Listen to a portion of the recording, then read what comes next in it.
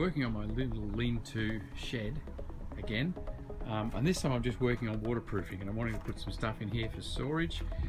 If you want to look at when I made the gate here, have a look. I'll put a link up right here. You can see that, and also putting the gate latch on. I'll put a link up here to see how we did that as well, right there. What I'm going to do this time is actually waterproof the shed.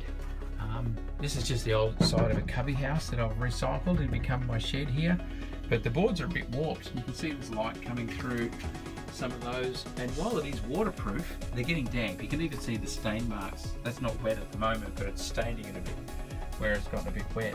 So my solution to waterproof it, I was just going to put some builder's aluminium roll down. It's like an insulation to create a moisture barrier, so that the stuff inside is this side. And what I've found is actually this stuff, it's pleated.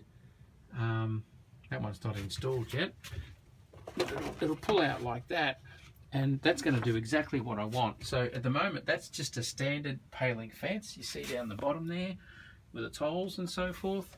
But by putting this over the top, it means that can get as wet as it likes and damp in the weather, and things will stay dry inside because of this layer of steel. It'll keep the moisture out, any rains or drips or dribbles and things like that out.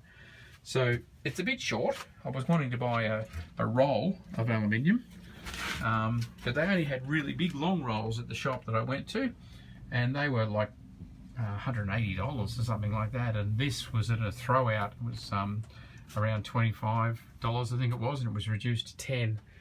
And there's enough square meters in it to do this job properly. So here's the packet. It comes in a tiny little packet, and as you can see here, it's got all of its R ratings and so forth. But they pull out like this. Just pull one out,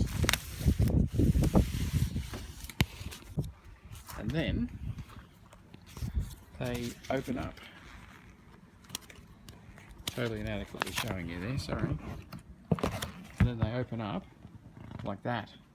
See, that one's down at the bottom, and fan out, and then you can put them in. So inside a wall gap, that'd be great.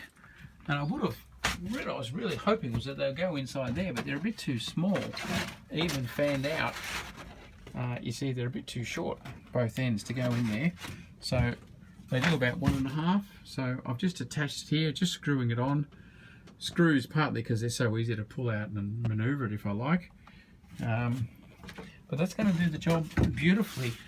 I will be cutting some down the bottom, and I'll be putting them like tiles down the bottom. So what that means, I'll have it so that the new piece is actually on top over here. So any moisture that comes down, this will be like a tile over the top of it, and the moisture can just run down on the inside. As you can see, it's just to the ground here with the rocks, so it's not seriously waterproofing this by any stretch, but just in the rain and the storms, these were getting quite wet. And the fence, you know, it's just a fence. It's not even cantilevered over. So by putting this on the inside, it will make it way more moisture resistant and waterproof.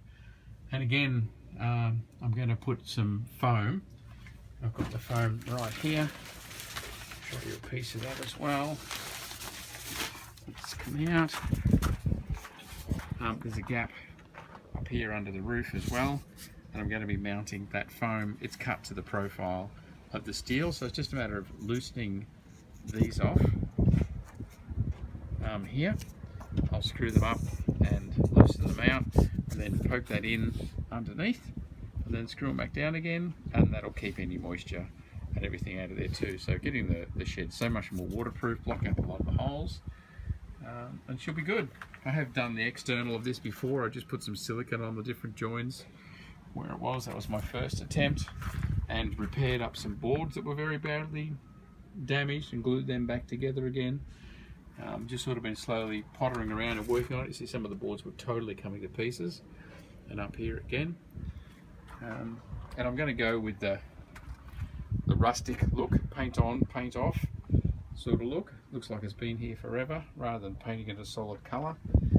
But there it is, and it's all now sealed to the weather out here as well. So there it is, some different creative and unique ways of waterproofing a shed.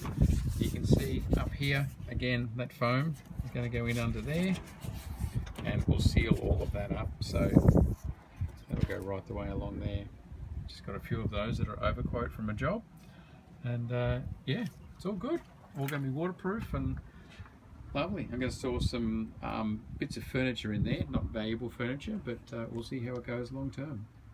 Looking down on the angle here, you can see the difference. You see the cracks between the boards. I mean, the cracks through the fence here. It'll all be covered as well by that second sheet. But the cracks in the boards, you see there and here, we just got the sheeting all along. It's not sitting quite right yet, but that'll sit back. A little bit funny being the inside of the shed, but it's going to keep the moisture off, which is what it's all about. So looking good. Couple there on the back, fit the ones on the bottom. This seriously is going to be like a 10-minute job to put all this in, and the waterproofing will be wonderful. So there we go, job done. And I've got to say, something that I wasn't expecting was as I worked in there, that became really cool and pleasant inside the shed here.